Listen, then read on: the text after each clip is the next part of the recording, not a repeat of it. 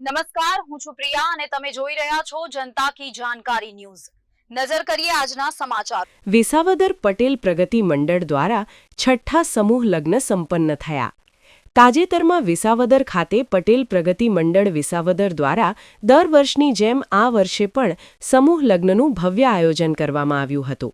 વિસાવદર પટેલ પ્રગતિ મંડળ દ્વારા આ છઠ્ઠા સમૂહ લગ્ન મહોત્સવ હતો, જેમાં અધ્યક્ષ સ્થાને શ્રી રવજીભાઈ કથિરિયા રહ્યા હતા અને વિશેષ ઉપસ્થિતિ કૌશિકભાઈ વેકરિયા મંત્રી શ્રી ગુજરાત સરકાર તેમજ ગુજરાત રાજ્ય પ્રદેશ ભાજપ મહામંત્રી ડોક્ટર પ્રશાંતભાઈ કોરાટ અને યુવા ધારાસભ્ય શ્રી ગોપાલભાઈ ઇટાલિયા ઉપસ્થિત રહ્યા હતા। તેમજ શ્રી સ્વામિનારાયણ ગુરુકુલ વિસાવદરના પૂજ્ય શાસ્ત્રી શ્રી આનંદ સ્વરૂપ દાસજી અને સાધુ સંતો પણ નવદંપતીઓને આશીર્વાદ આપવા ઉપસ્થિત રહ્યા હતા। આ સમૂહ લગ્નમાં કુલ 21 નવદંપતીઓએ પ્રભુતામાં પગલાં પાડ્યા હતા।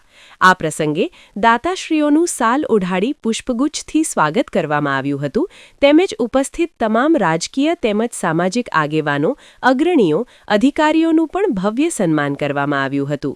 તેમજ વિસાવદર અંધ શાળાના દિવ્યાંગ બાળકોના લાભાર્થે લોક ડાયરાનું પણ આયોજન કરવામાં આવ્યું હતું। સાથે સાથે બ્લડ ડોનેશન કેમ્પનું પણ આયોજન કરવામાં આવ્યું હતું। આમ વિવિધ લોક કલ્યાણના કાર્યક્રમો સાથે આ છઠ્ઠા સમૂહ લગ્ન સંપન્ન થયા। રિપોર્ટર આસિફ કાદરી, વિસાવદર।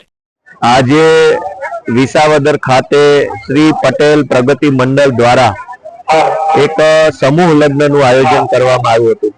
આ સમૂહ લગ્નની અંદર ખૂબ મોટી સંખ્યામાં નવદંપતીઓ પ્રભુતામાં પગલાં માંડી અને નવજીવન તરફ આગળ વધ્યા છે। ત્યારે સૌથી પહેલા તો હું તમામ નવદંપતીઓને શુભેચ્છા પાઠવું છું અને ઈશ્વરને પ્રાર્થના કરું છું કે આજના આ સમૂહ લગ્નમાં જે નવદંપતીઓ લગ્ન જીવનથી જોડાયા છે, ઈશ્વર એમને ખૂબ સુખી રાખે, એમના પરિવારને સુખી રાખે અને સફળ થાય, કાયમ હસતા રહે એવી ભગવાનને પ્રાર્થના છે।